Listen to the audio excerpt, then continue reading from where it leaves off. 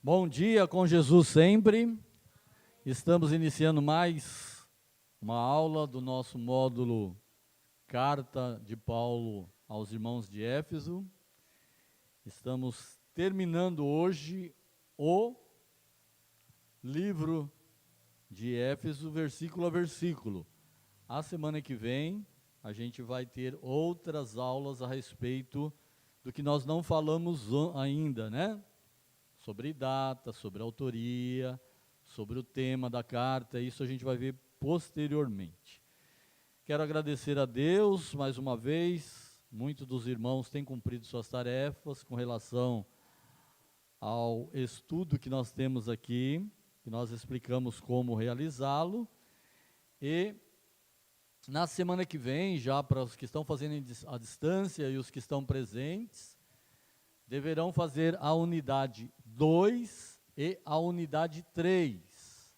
Unidade 2 e unidade 3. Quem não fez nada ainda, leia tudo que antecede a unidade 1, depois faça a unidade 1, a unidade 2 e a unidade 3.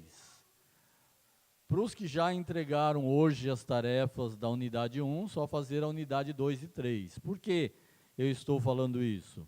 Porque são 8 unidades e até o final do curso, que vai ser daqui a 2 domingos, vão ter que fazer até a unidade 8. Então, quem quiser já adiantar um pouco e fazer a unidade 2, 3 e 4, melhor ainda, tá? Ok? Vão adiantando aí. Vale ponto, sim, para nota final das cartas de Paulo aos irmãos de Éfeso. Ok? Bom, na semana passada nós terminamos o versículo 21, porque eu disse que alguns estudiosos acham que capítulo 4 e 5 até o verso de número 15 é uma parte, e daí para frente começa do 16 até o final do capítulo 6, precisamente o verso 24, terminaria. Eu fui até o 21 porque Paulo fala muito a respeito desse sujeitai-vos uns aos outros no temor de Deus, e eu entendi para a gente ir até esta parte. Mas hoje eu quero falar o seguinte.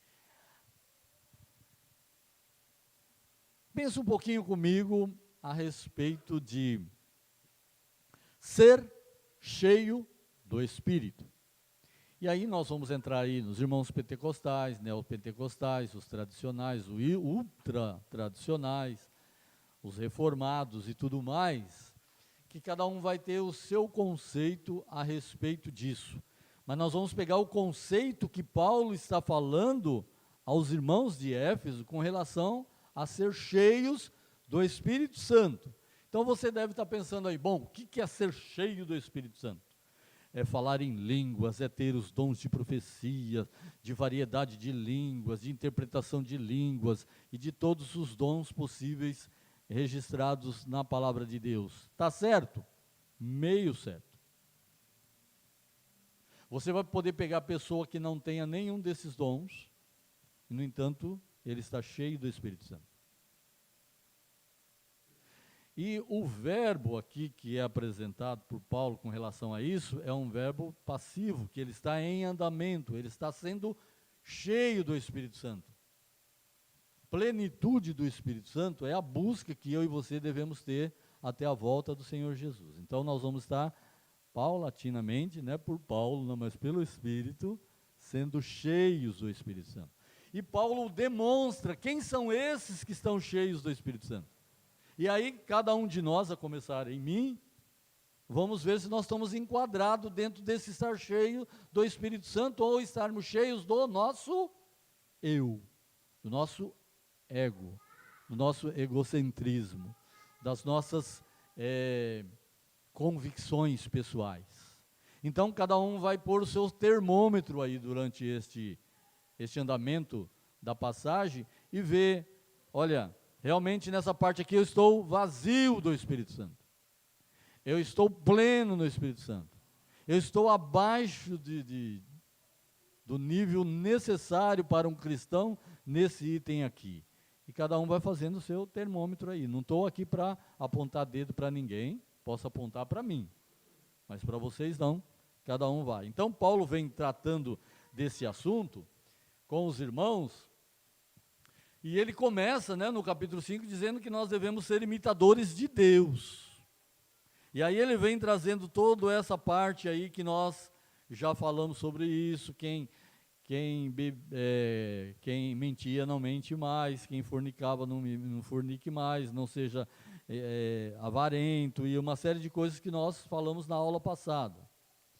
E aí nós vamos voltar um pouquinho no verso de número 17, que é uma pauladinha na minha cabeça e na tua cabeça, dizendo para a gente não ser insensato, não ser tolo, não ser louco, não ser desajustado. Verso 17 diz: pelo que não sejais insensato, mas entendei qual seja a vontade do Senhor.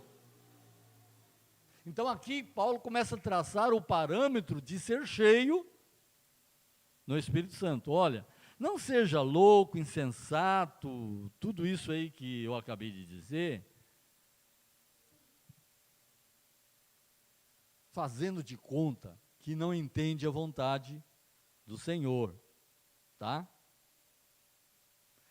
Não vos embriagueis com vinho em que há contenda, mas enchei-vos do Espírito. Vou voltar um pouco nesse versículo para dizer o seguinte: os gentios, principalmente, essa carta foi endereçada para eles, era o seguinte: eu tenho uma pendência para resolver com o Sidney.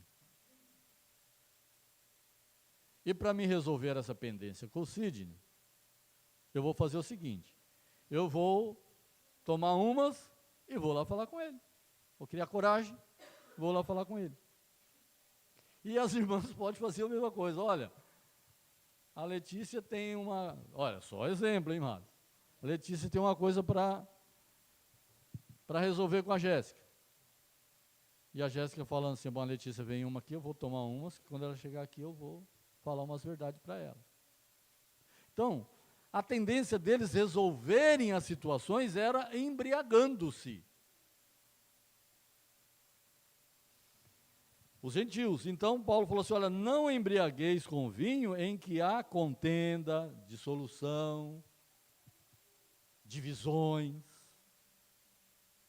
Não é para vocês fazerem o que vocês faziam no passado. Ele está tratando desse assunto. Olha, de agora vocês não são mais os gentios de outrora. Vocês continuam sendo gentios para o povo de Israel, mas agora vocês não são mais aquele tipo de gentio. Então, quando vocês quiserem resolver uma questão, não enche sua cara com vinho, mas enchei-vos do Espírito.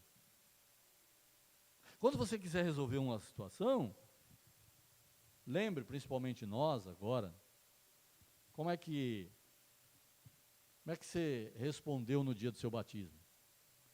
Crê em Deus Pai como teu Criador? Crê em Jesus Cristo como seu único e suficiente Salvador?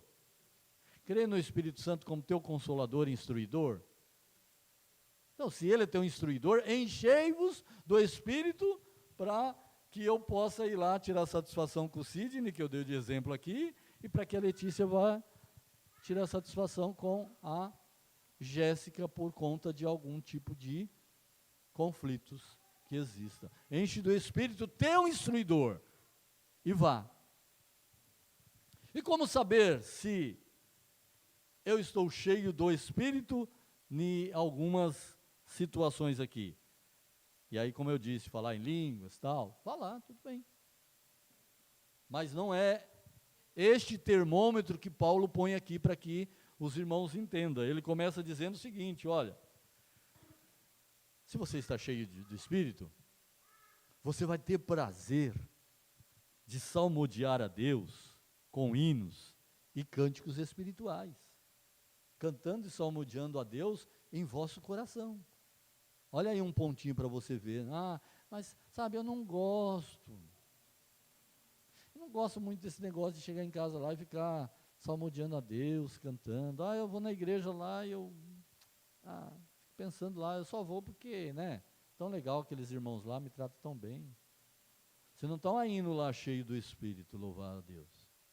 Então, Paulo está dizendo para os irmãos, vocês têm que ter esse desejo no coração. Essa é uma forma de você avaliar, para que eu possa avaliar como está a nossa vida com esse poder do Espírito Santo.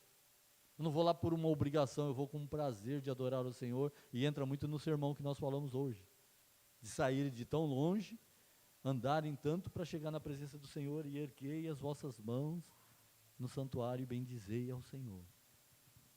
Aí ele continua, dando sempre graças por tudo ao nosso Deus e Pai. Olha que coisa forte, sempre, você pode entender bem essa palavra? Sempre, não é algumas vezes? Sempre é algumas vezes? Sempre dando graças a Deus por tudo. O que é por tudo, hein? Está tudo bem? Graças a Deus. Não está tudo bem? Graças a Deus. Está difícil? Graças a Deus. Está tudo maravilhosamente bem? Graças a Deus. Por que a gente sabe dar graças a Deus? E quando a gente pega aquele versículo lá, de Romanos, né? A gente fala que a vontade de Deus, ela é boa, perfeita e agradável. Só para Ele. Para mim, não. Dando graças a Deus por tudo, envolve essa parte aí. Esse é uma forma de você avaliar se você está cheio do Espírito, porque quando não estamos cheios do Espírito, essas coisas a gente não consegue fazer, amados. Vai dizer que se consegue. O Espírito nos enche, dá uma gratidão, a ponto de dizer, e aí eu tomo mais uma vez a palavra do nosso irmão e amigo, que nos relatou quando ele pegou o caixãozinho da criança e disse, Senhor, está indo embora minha filha, mas eu continuo te dando glória. Eu estou falando nas minhas palavras, né? Mas ele pode falar nas palavras dele se quiser. Mas está bom assim? Por ele não faria isso. Mas naquele momento cheio do Espírito ele conseguiu falar isso. Não é difícil. É o Filho. E aí vem a outra parte. Olha, sujeitar é às vezes eu não concordar com aquela atitude do irmão, mas eu vou ser brando com ela, com ele, sujeitando uns aos outros no temor de Deus. É um termômetro. Eu não posso nem ver a cara daquele irmão, daquela irmã no culto e muito menos fora. É um termômetro de dizer o seguinte, eu não estou cheio do Espírito Santo, porque cheio do Espírito Santo eu ia amar porque eu, terrivelmente pecador, e Deus me ama apesar de mim. E por que eu não consigo amar meu irmão e minha irmã apesar dele? Apesar dele ser chato, pegajoso, sei o que for, eu vou amar. Bom, agora o termômetro para as mulheres. Os homens agora vão ficar quietinhos, né? Tanto é que na tua apostila tem uma pergunta para responder. Essa parte aqui quem responde aos homens, essa parte aqui responde às mulheres. Mas você pode responder a parte dos dois também, porque você fica gravado aí. Então,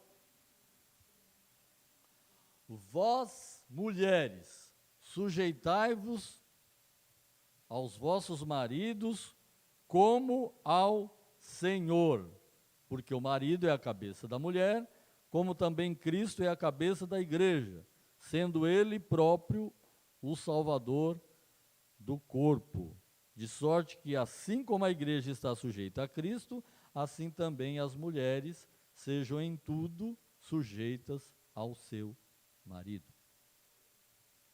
Sujeição não é ser tapete de ninguém. Sujeição não é ser tratada mal, chicoteada, levado tapa, não é esse tipo de sujeição. Sujeição é saber o limite de cada um. Sujeição é, apesar de, eu sei que ele é o cabeça da casa, como Cristo é o cabeça da igreja. Sujeitai-vos aos seus maridos como ao Senhor. Se não consegue sujeitar o marido, vai sujeitar o Senhor. Mas sujeição, nós, principalmente brasileiros e ocidentais, nós temos por natureza de achar que é ser humilhado. Ah, se eu me sujeitar ao meu esposo, eu estou sendo humilhada. Não é nesse sentido que a palavra está aqui. A palavra na sujeição aqui é algo de que até aqui sou eu e até aqui é o meu marido. Nós não vamos pôr aqui situação de que quando o marido é descrente ou vice-versa, tá? Nós estamos falando aqui da posição de cada um. Você, mulher, é serva de Deus? Amém. Se o marido não for evangélico, para quem está assistindo de longe, é outra situação. Não é porque o marido não é evangélico e quer que você se prostre diante de uma imagem, de um ídolo, aí esse tipo de sujeição você não vai fazer, porque é como os apóstolos disseram. Antes, eu tenho que servir a Deus e não aos homens. É diferente. Mas dentro das atitudes, dentro do lar, da decisão a ser tomado, tem que ter, porque o próximo item vai explicar e dar um pouquinho mais de entendimento para as mulheres, tem que ter uma conversa. Mas a última palavra vai ser do homem, ainda que erre. Estou falando de um casal cristão. Ainda que erre. Por quê? Porque Deus, não é porque os homens é melhor do que as mulheres, não. Ele trata com o homem e pronto, acabou. Por isso que ele fala, aos homens ele diz o seguinte, olha, cuide das mulheres como vaso mais frágeis, para que as suas orações não sejam impedidas.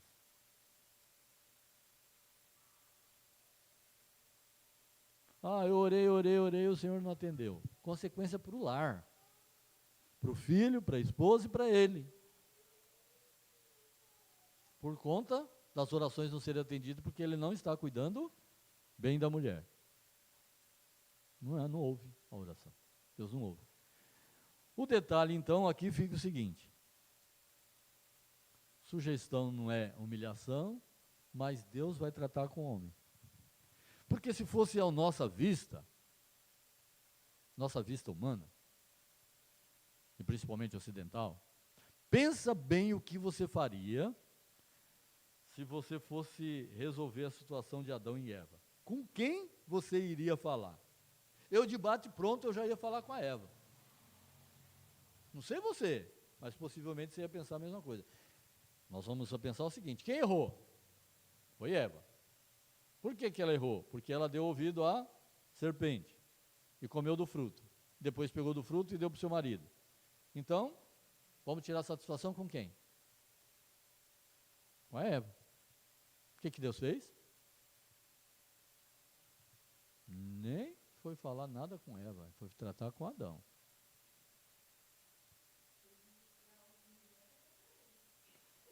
Mas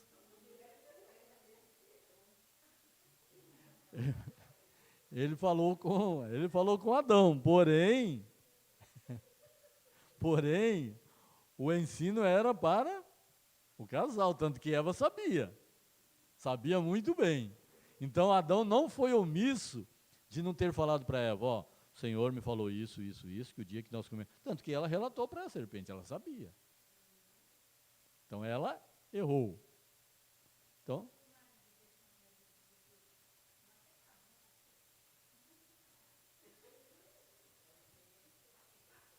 é um banana, né? É um banana por quê? Por que é um banana? Porque Deus deu para ele a autoridade. Então, Deus não eximiu Adão da culpa de que, olha, Você deixou sua mulher andar sozinha aí pelo jardim do Éden? Você não acompanhou? Você não estava cuidando dela? E ela acabou dando ouvido para a serpente, porque há uma grande possibilidade assim, né? O texto não diz isso, por isso que eu estou falando. Se Adão tivesse ali, possivelmente, ele teria puxado a Eva de lado e sai daqui, não dá ouvido para essa serpente não. Mas ele estava a ver navios lá, como os homens sempre ficam, né? Na tela, na caixinha do nada. E a Eva estava se andando pelo jardim do Éden e olhando com apetite para aquela fruta. Porque a palavra diz que ela é boa à vista, né? A fruta era boa à vista. Então, tem situações que realmente você pode delegar para a esposa. Por exemplo, quem cuida das finanças da minha casa é a Sandra. Por quê? Porque entre eu e ela tem mais habilidade, por que eu não vou deixar para ela? Tudo bem.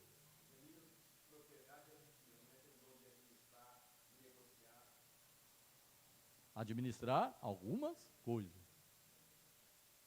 Tem outras coisas que a administração é do homem, principalmente na área espiritual. Estou falando para casais cristãos.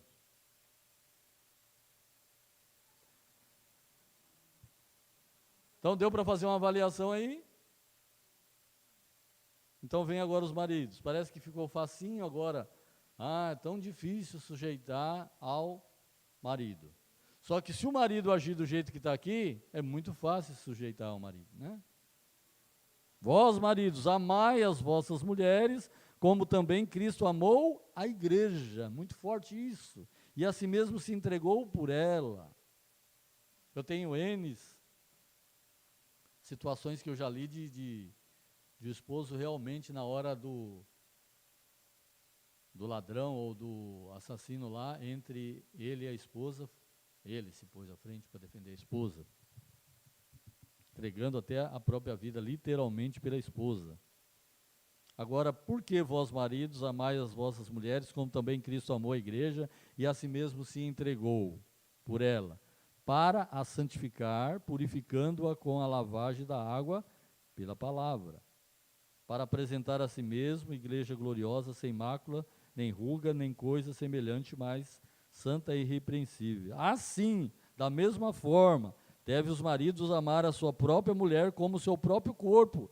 Quem ama sua mulher, ama a si mesmo. Porque nunca ninguém aborreceu a sua própria carne, antes a alimenta e a sustenta, como também o Senhor a igreja, porque somos membros do seu corpo. Por isso, deixará o homem seu pai e sua mãe, e se unirá à sua mulher, e serão dois numa carne. Dois numa carne. Isso não quer dizer que possa fazer tarefas do curso aí, dizendo, nós fizemos em dois. E aí eu brinquei, vai receber a nota pela metade. E aí Paulo fala, grande é esse mistério, digo, porém, a respeito de Cristo e da igreja. Assim também vós, cada um, particular, ame a sua própria mulher, como a si mesmo, e a mulher reverencie o marido. Um parênteses aqui, para nós pensar.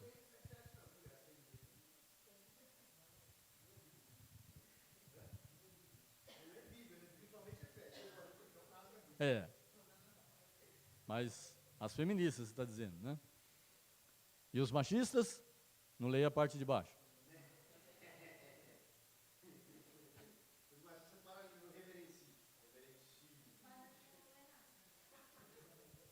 Né? Detalhe aqui. Por que o Espírito Santo, através de Paulo, chama a atenção das mulheres com respeito à sujeição?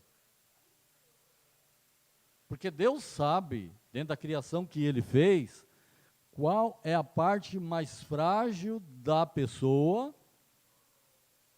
para executar e obedecer aquilo que Ele mandou. Então, Deus sabe que há uma certa dificuldade na mulher em se sujeitar ao marido. A mulher precisa, eu quero fazer, eu quero isso, porque é eu que estou aqui em casa, é eu que é isso, aquilo outro, então eu preciso comprar mesmo, você não sabe o que está faltando aqui, aí faz um monte de conta, depois o marido não consegue pagar e vira aquele rolo, e aí os conflitos e uma série de coisas, você não sabe que o meu filho precisa de comprar uma roupa nova, que precisa, e vai por aí afora. Então Deus, sabendo disso, Ele primeiro cuida da mulher tratando, seja sujeita. Não toma suas decisões em particulares. E para o homem, por que ele fala sobre o amor? Já vi várias pessoas que dão cursos de batismo, desculpa, de casais, que eu participei, que eles dizem que Paulo escreve para os homens amar, porque para as mulheres ele não escreve sobre amar, porque para as mulheres não precisa e para os homens precisa. Mas quando Paulo escreve a Tito, ou a Timóteo, agora estou em dúvida, ele diz assim, olha, para as mulheres mais velhas, ensinarem as mais novas a amarem seus maridos. Então, a mulher...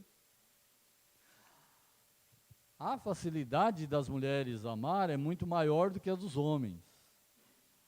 A facilidade dos homens sujeitar a Deus é mais fácil do que a das mulheres.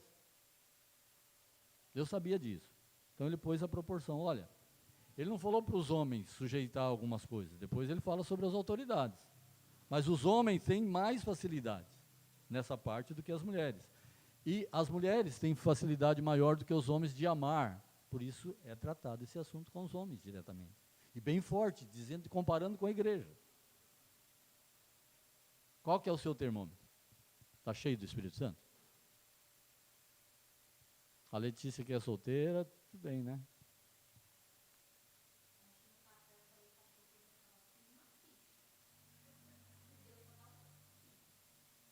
Não erre a ficha, né? Deu para entender? A mulher sujeitar um marido que ama, amém, muito fácil. Mas ela tem que esperar ele amar para depois ela se sujeitar? Mas, se a mulher também é sujeita ao marido, também não é fácil dele amar? Então, aí está o equilíbrio. Parte dos dois lados, não só de um. Um ficar esperando pelo outro. Eu só vou ser sujeito a você se você me amar como Cristo amou a igreja. Eu só vou amar você se você for sujeito a mim. Então, não dá certo. Tem que cumprir a palavra como servos de Deus e fazer o seu termômetro aí, ok? Mas o termômetro ainda continua. Eu já fiz essa brincadeira boba aqui várias vezes e vou fazer de novo agora para você que está assistindo. Tem alguém aqui que não é filho?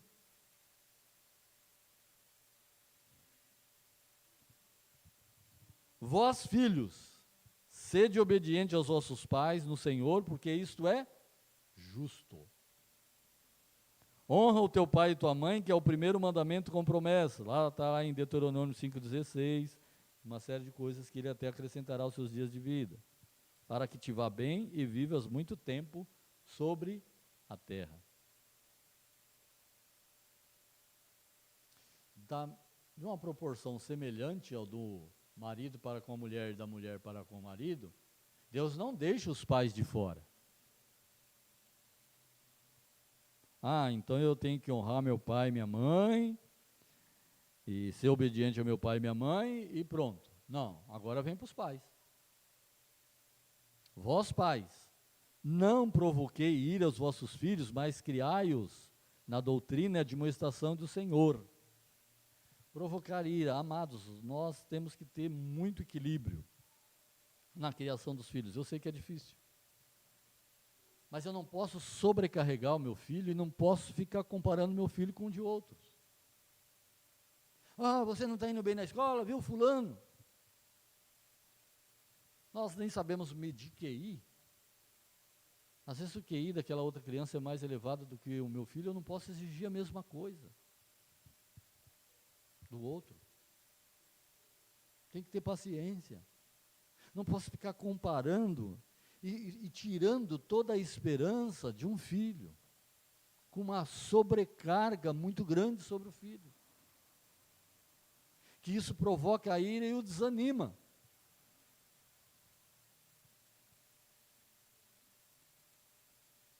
Então, da mesma forma que o pai tem que ser, do que o filho tem que ser obediente e honrar os pai e a mãe, o pai também tem que honrar o filho e a filha, não provocando ira e não sobrecarregando mais do que ele suporta. Não podemos exigir de uma criança de um certo idade aquilo que ela não chegou ainda. Se ela quer brincar com boneca, deixa ela brincar com boneca. Se ele quer brincar com o caminhãozinho, brinca com o caminhãozinho. Eu lembro do pastor Caleb. Caleb brincava de caminhãozinho, gostava tanto de brincar de caminhãozinho, que ele falou assim, mesmo quando eu for grande, eu não vou deixar de brincar de caminhãozinho. Eu falei, então brinque de caminhãozinho, não tem problema. Não passou muito tempo, ele não queria nem saber de caminhãozinho mais. Agora ele, né? As coisas vão acontecer naturalmente, a gente tem que instruir os filhos sem provocar ira aos nossos filhos. Como é que está seu termômetro aí? Está cheio de espírito? E agora? Verso 5. Outro termômetro forte. Vós, servos, obedecei aos vossos senhores segundo a carne, com temor e tremor na sinceridade do vosso coração, como a Cristo. Lógico que para aquela cultura daquela época é totalmente diferente. Servo ali era escravo mesmo, era muito mais difícil do que nós sermos escravos dos nossos patrões, né? A gente considera isso para hoje, né? Então, eu lembro de uma irmã aqui que disse o seguinte, que ela estava trabalhando em home office, e aí levou o copo de leite lá para tomar e derrubou em cima do notebook e foi suco. E estragou o notebook e tal. Mas ela sabia de uma regra que não podia, então ela assumiu.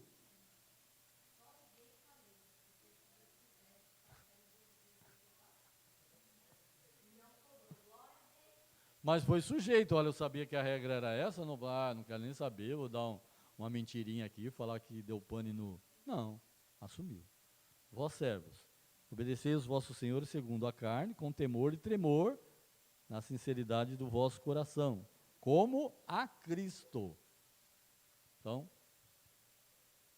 ainda que a gente não goste da regra do nosso patrão, vamos obedecer. Se não, como diz o... É Bop? Pede para sair? Pede para sair. Mas não ficou por aí. Agora, para quem é patrão, é um pouco mais difícil. Principalmente aqueles irmãos gentios que se converteram e que tinham vários escravos na mão deles. Filemão era um deles, né?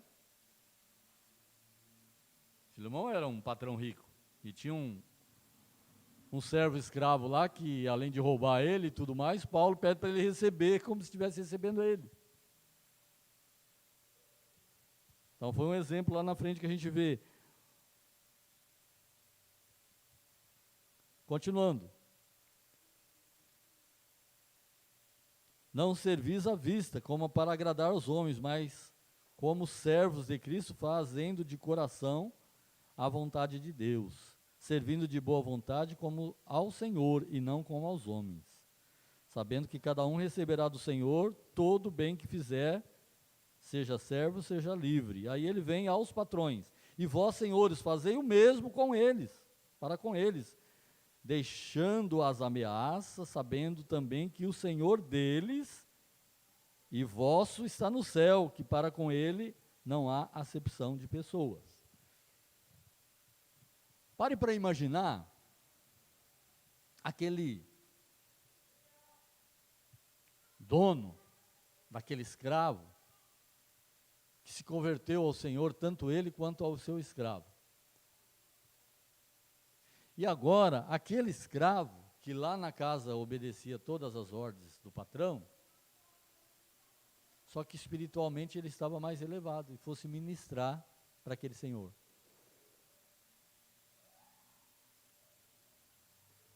Vamos pegar aqui na nossa realidade, vai, só para ficar mais fácil. O irmão é patrão, tem uma certa posse, só que por causa da correria da vida, ele não se interessou tanto a palavra quanto aquele empregado. E o empregado se interessou e tal. Lá na empresa ele é empregado, mas aqui na igreja o servo é diácono.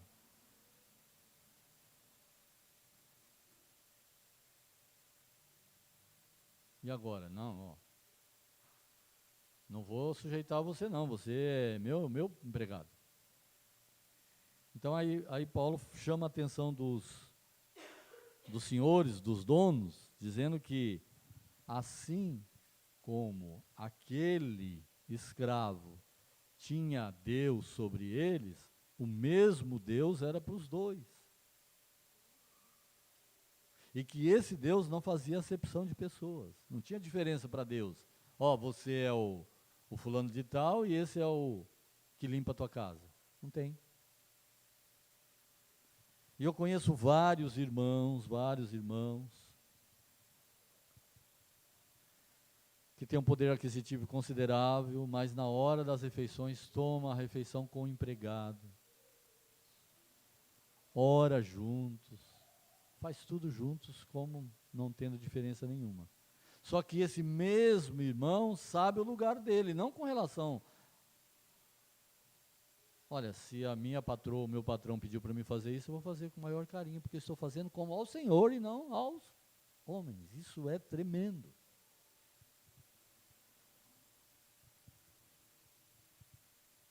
Mas Deus, sabendo da minha e da tua impossibilidade de fazer tudo isso, e sabendo que haveria intrigas, e haveria algumas discussões, e haveria alguns conflitos,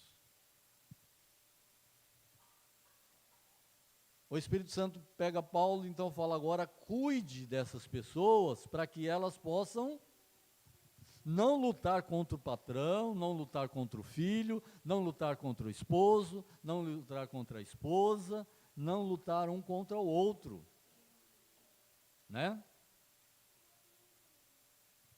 E aí ele começa a tratar desse assunto. Olha, no demais, irmãos meus, verso 10, fortalecei-vos no Senhor e na força do seu poder, revestindo-vos de toda a armadura de Deus, para que possais estar firmes contra as astutas ciladas do diabo. Porque não temos que lutar contra carne e sangue, mas sim contra os principados, contra as potestades, contra os príncipes das trevas deste século, contra as hostes espirituais da maldade nos lugares celestiais. Muito bem, vamos entender isso. E para os irmãos aqui eu já fiz essa analogia, e nós vamos voltar a fazer para os irmãos que ainda não viram e talvez conheçam, vão ver de novo. Como que faz a toreada, é isso que chama? Principalmente os espanhóis fazem muito isso.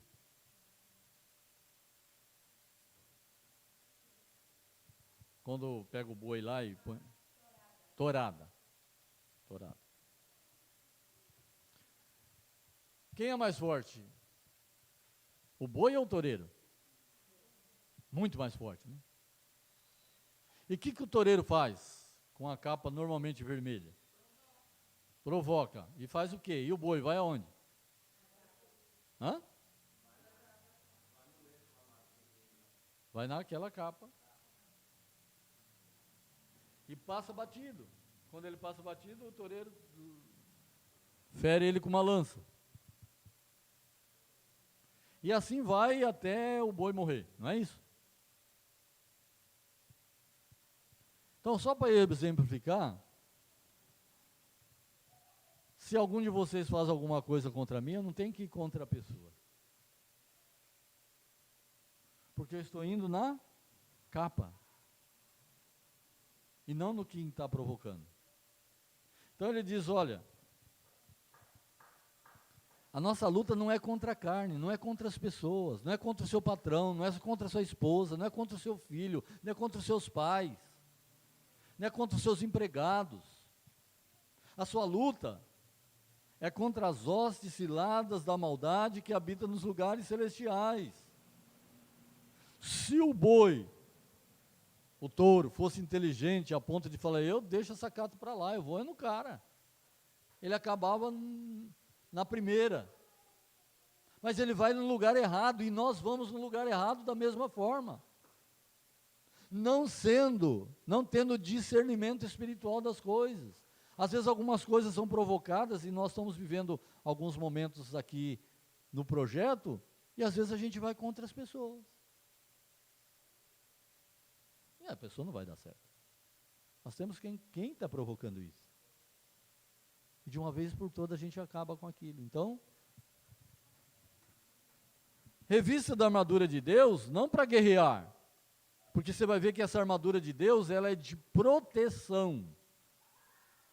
Ela é de proteção. Nós vamos ter apenas 2 armas aí que são de ataques. As demais são tudo de proteção. Porque o inimigo é feroz e nós não temos como lutar diretamente contra ele. Somos frágeis. Então Paulo começa a dizer, porque não temos, verso 12, que lutar contra carne e sangue, mas sim contra os principados, contra as potestades, contra os príncipes das trevas deste século, contra as hostes espirituais da maldade nos lugares celestiais. Eu não vou pegar, só esse versículo aqui daria para a gente ficar 1 hora falando sobre ele, tá? Porque a gente ia falar sobre quem é príncipe, quem é o príncipe do Brasil, que está quem é hoste, quem é potestade, quem é hostes espirituais, tudo dentro da sua hierarquia que eles têm também. Tá? Então nós não vamos entrar nessa parte. Mas nós sabemos que nós não temos forças para lutar contra eles. Mas eles virão sobre nós. E o que a gente tem que fazer então? Revestir de toda a armadura de quem? De Deus. Isso aqui há sempre uma confusão nessa parte. Tomai toda a armadura de Deus, mas a gente quer falar que essa armadura é nossa.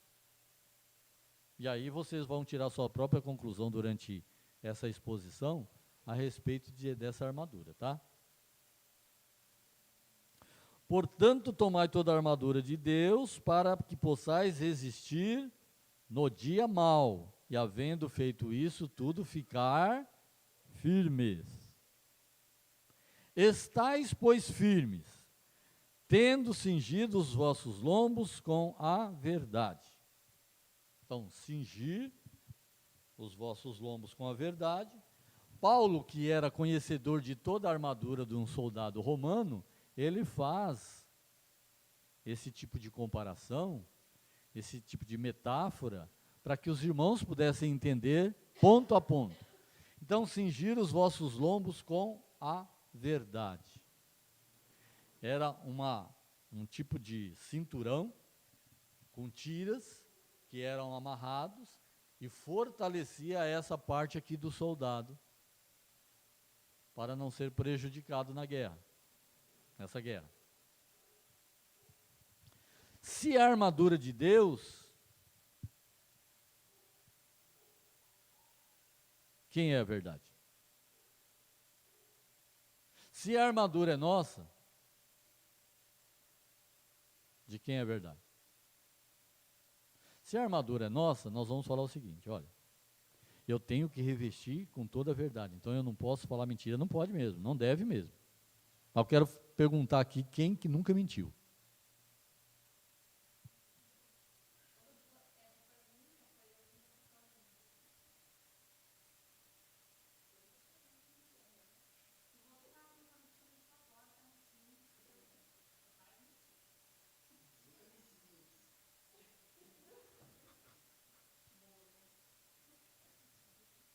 Ele é cheio dos provérbios.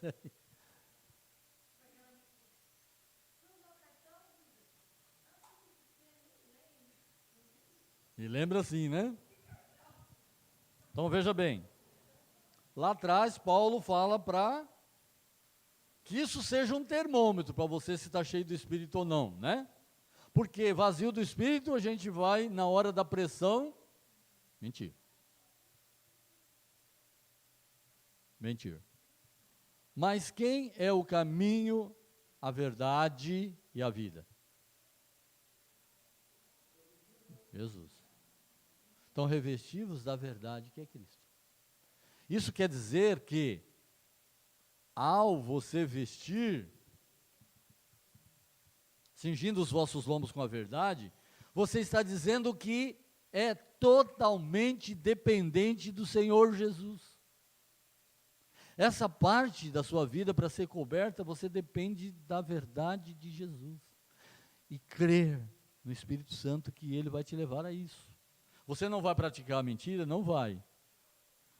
Vai incorrer de vez em quando nesse erro? Vai. Mas quem vai te proteger dos ataques do inimigo é você estar com os seus lombos cingido com Jesus. Dependente de Jesus. Essa armadura de Deus é você estar declarando que está totalmente dependente de Jesus. Segundo item da armadura, e vestida com a couraça da justiça. Couraça era algo que eles usavam aqui no peitoral e no abdômen, e as flechas que vinham, a maioria das vezes não ultrapassavam aquela couraça, couro rígido. Mais para frente eles fizeram de metal. E hoje existem os coletes, provas de bala. Então, a pergunta, armadura do homem. Vocês poderiam dizer piamente que vocês são justos? Eu posso dizer piamente que eu sou justo?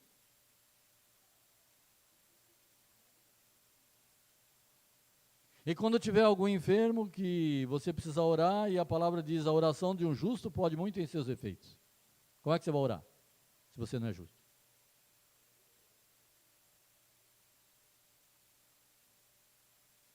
Ser cheio do Espírito Santo, o termômetro?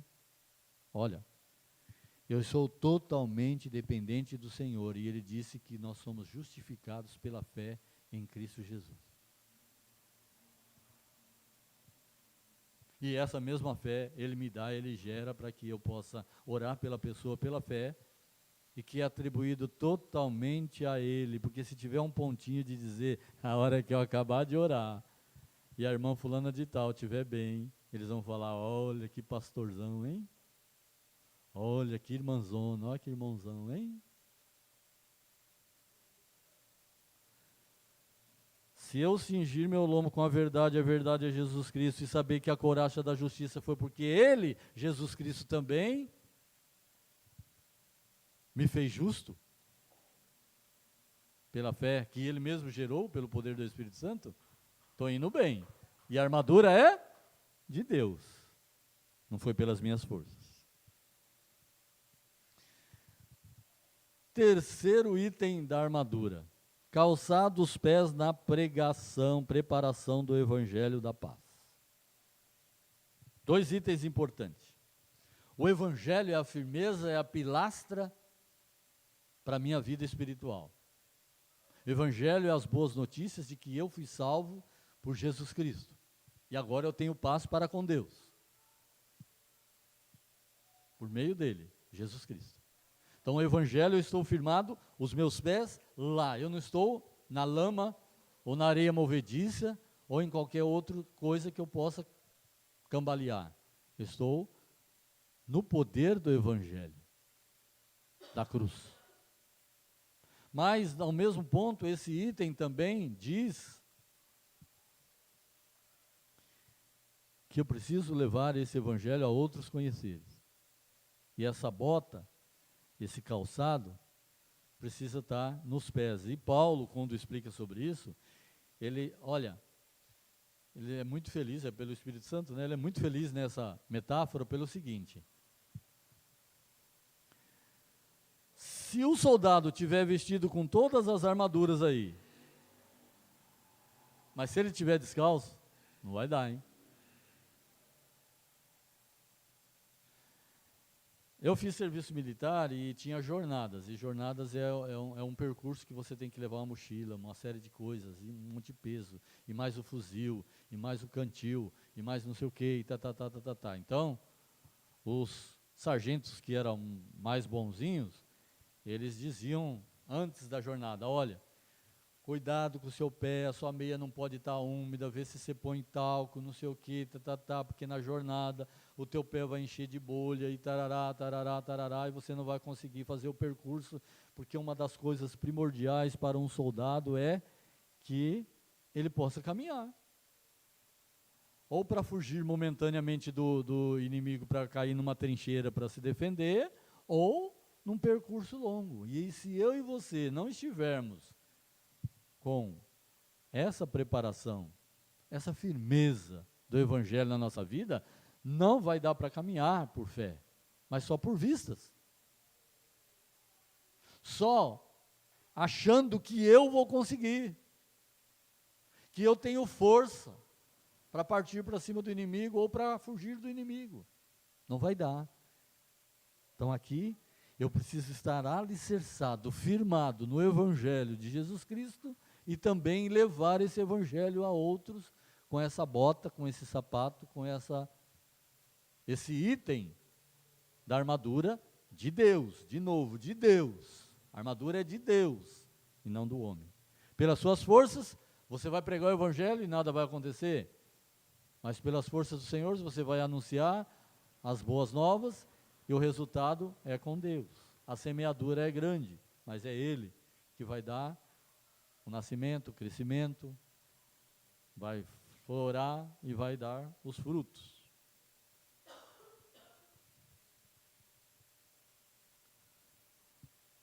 Sobretudo, verso 16, tomando sobretudo o escudo da fé, com o qual podereis apagar todos os dardos inflamados do inimigo.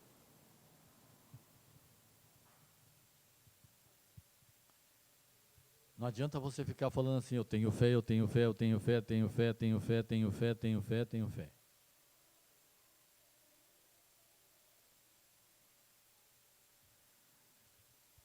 Ao longo da minha e da tua vida cristã, nós vamos obtendo fé que o Espírito Santo vai proporcionando nas nossas vidas, e eu vou angariando experiências com Deus. E eu vou pegando toda essa experiência com Deus e glorificando a Deus. E quando ele fala desse escudo da fé, o escudo, todos aqui sabem o que é um escudo. O escudo romano, ele media mais ou menos 80 centímetros por 1,20 m, né? Não adianta eu pegar o escudo e colocar aqui na minha frente assim, ó.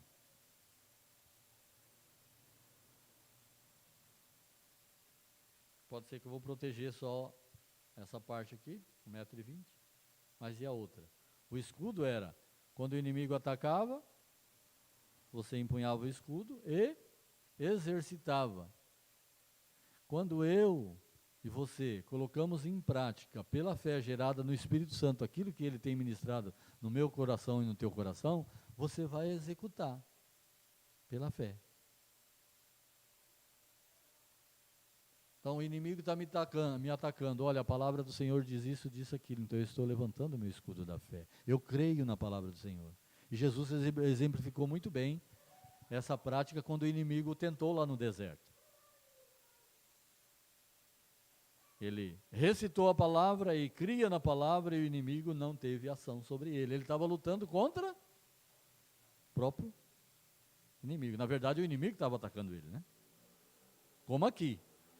O inimigo vem atacando. Então, há necessidade de você exercer a fé.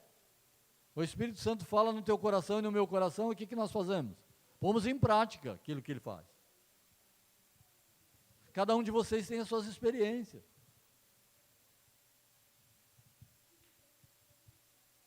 Vou exercitar isso aqui na obra do Senhor pela fé. Vou louvar ao Senhor pela fé. Vou pregar pela fé. Vou estar aí pastoreando uma igreja pela fé. Vou realizar um café com fé pela fé. Né? Não foi bom ontem? Teremos outros. Primeiro de muitos. Amém? Então, esse é um exercício. O escudo. Não dá para mim ficar com um escudo. Tenho que exercitar. Quer dizer, Cláudio? Pode dizer? Você ia falar alguma coisa? Não? Tomai também o capacete da salvação. O que é o capacete da salvação? Está relacionado com o Evangelho, você vai crer, porque o Espírito Santo gera, e você vai estar com a sua cabeça protegida. E aí Paulo explica sobre isso aos irmãos de Filipenses, olha, não fique pensando nas coisas lá de fora aqui da terra, pense nas coisas do alto, em tudo que é bom, em tudo que é honesto, em tudo que é saudável, em tudo que é isso, nisso pensais. Não fique gastando o nosso tempo em pensamentos vãos. Tem a proteção do capacete da salvação. Tem um cântico do tempo do Cláudio, do Luiz Cláudio, que ele exemplifica muito bem isso. Você continua aí, porque eu vou só dar um início, porque eu não sei mais. Cristo fez a cabeça.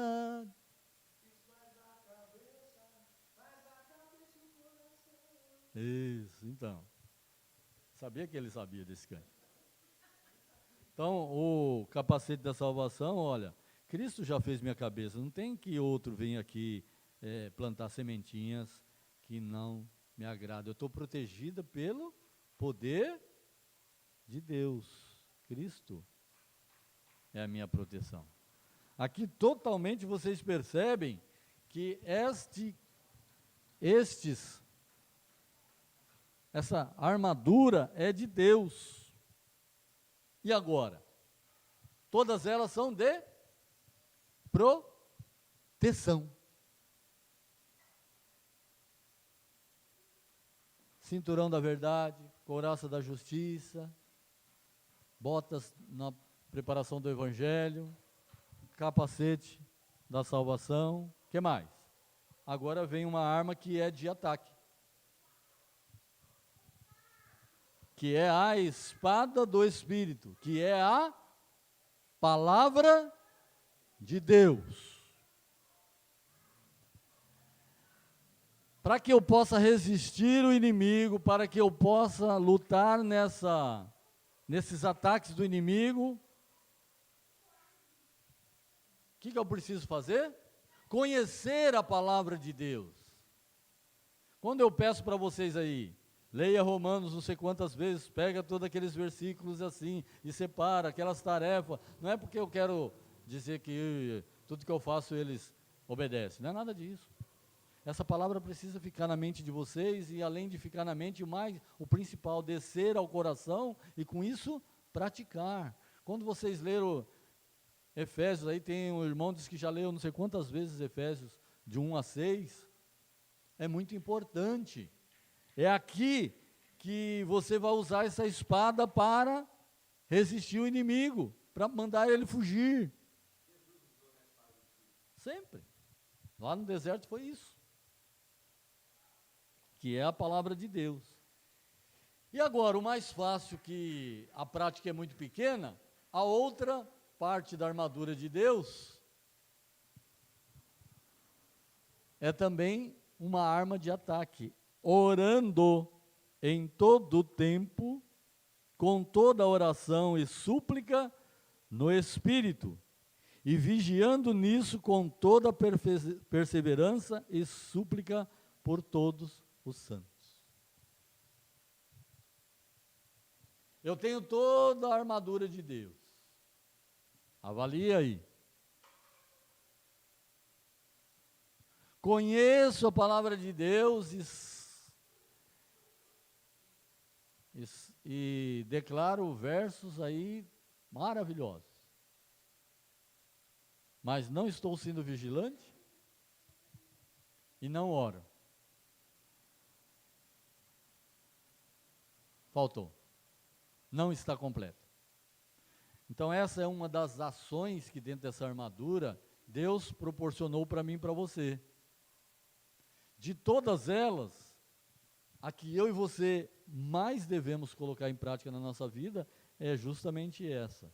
E se nós seguimos o capítulo até o fim, você vai ver que Paulo estava explicando sobre oração, e aí não precisa ler, ele não termina essa carta dizendo saudai os irmãos de tal, uma série como foi feito lá em Romanos, né?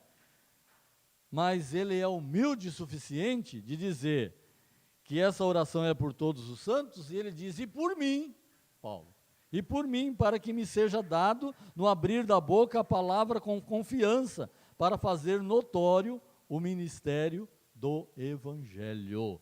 Então eu e você devemos ter toda essa armadura, mas orar um pelos outros para que Deus dê essa particularidade de estar firme no Evangelho, de proclamar o Evangelho, de exercitar a fé e de saber que toda essa armadura pertence a Deus e que nós somos cobertos e fortalecidos por Ele, lutando contra as astúcias ciladas do inimigo e não lutando contra o meu irmão, com o meu vizinho, com o meu parente, com o meu amigo, com o meu patrão, com a minha patroa, com o meu pai, com a minha mãe, com a minha mulher, com o meu esposo, nada disso. Vista essas armaduras para resistir o inimigo contra todas as astúcias ciladas. Ele vai fazer filho, fazer com que pai se intrigam, pai levantar o filho contra a mãe, e uma série de coisas dentro do nosso lar, amados. Não é lá fora não, dentro do nosso lar.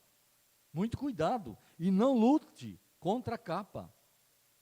Luta contra aquele que quer fazer, minar a sua família e destruir a sua família. E a família de Deus e todos nós. Deu para entender?